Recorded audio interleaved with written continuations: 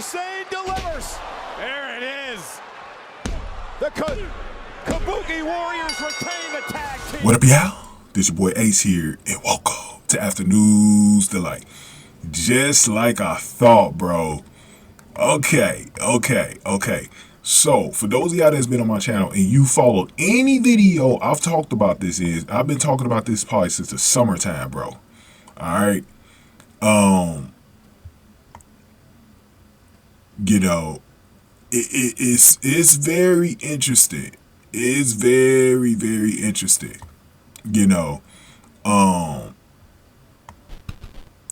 Indi Hartwell, they got something there with Indi Hartwell, bro.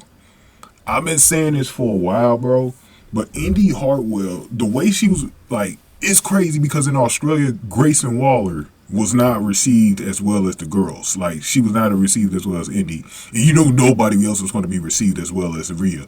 I wanted to see how Bronson Reed was going to be because he doesn't really get much reactions from the U.S. crowds for the WWE. But I wonder if the Australian crowd would have been up for Bronson Reed.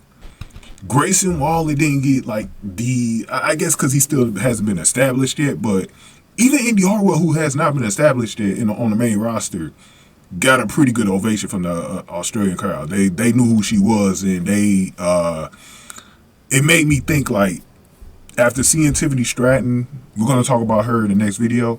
After seeing her take over the way she did, it really made me think about Indi Hartwell, bro, because I was like, man, they got something with Indi Hartwell, bro. If they could tap into it all the way. Like, they got something with this girl, Indi Hartwell. And Indi Hartwell has the size. She has the looks. Like, she looks like Wonder Woman a little bit, like a Pacific Islander version of Wonder Woman. Nice skin tone. Like, they got something with Indi Hartwell, bro, if they could tap into it. Indi Hartwell, to me, had a really good run in NXT, like Zoe Stark did towards the end of their runs in NXT. Like, they were booked really well. You know, she even got the championship. I know she got her thing off with the Wade, you know what I'm saying, you know, with Candice LeRae and stuff like that, back in the day. But to me, man, I just really feel like Indi, if they build her up the right way, has something. We don't know if it's going to be that, but we know that Indi has something. Like, Indi has something. She got Indi Hart. They chanted for her. They ain't doing the match, bro. And they would want her to get back in the match whenever Candice was in there. They wanted her to get back in the match. And I just think that they have something, man. I think that they got something. They just need to tap into it. Because there's no, the reason why I brought up, like, if you've been listening to my videos since the summertime, because y'all know I've been bringing up one thing. The next time they go down to Australia, it's probably going to be another couple of years or whatever before they go back down there. But if they could go to, like, Melbourne or Sydney next time, or even Brisbane, where they have the next Olympics in 2032, I want to see Indi be able to fight Rhea Ripley for the title. Especially after the reaction that Rhea got tonight. Oh my God, Rhea against Indi will be a classic, bro. Like, cause you got the storyline already there.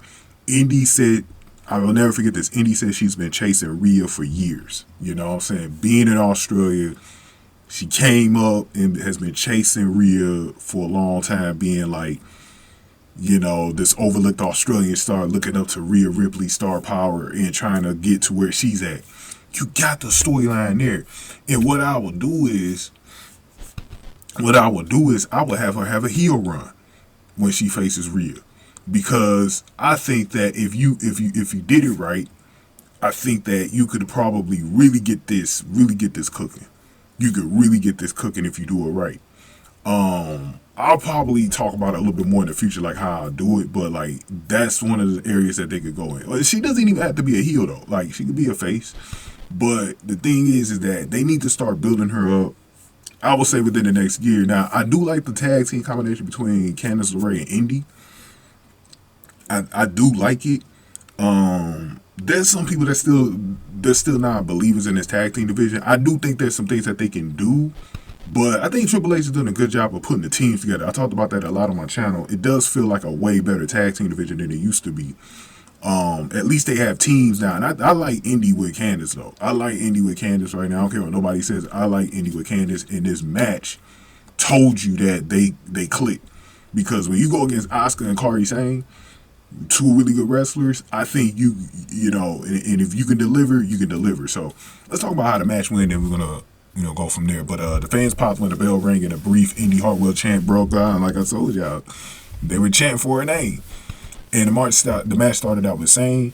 Cole noted that they got lucky with the weather as it was over 100 on Friday, so it was really hot. They're in the summertime right now in Australia. If y'all didn't know, they're in their summertime. We might be in our winter, but they're in their summertime. It ended up being like 77 degrees on Saturday, though, when they did Elimination Chamber. It looked a little hazy outside on Saturday as well, so it's probably a lot cooler than what it usually is, man. Because I know in Western Australia, it could get super hot. Like that part of the continent,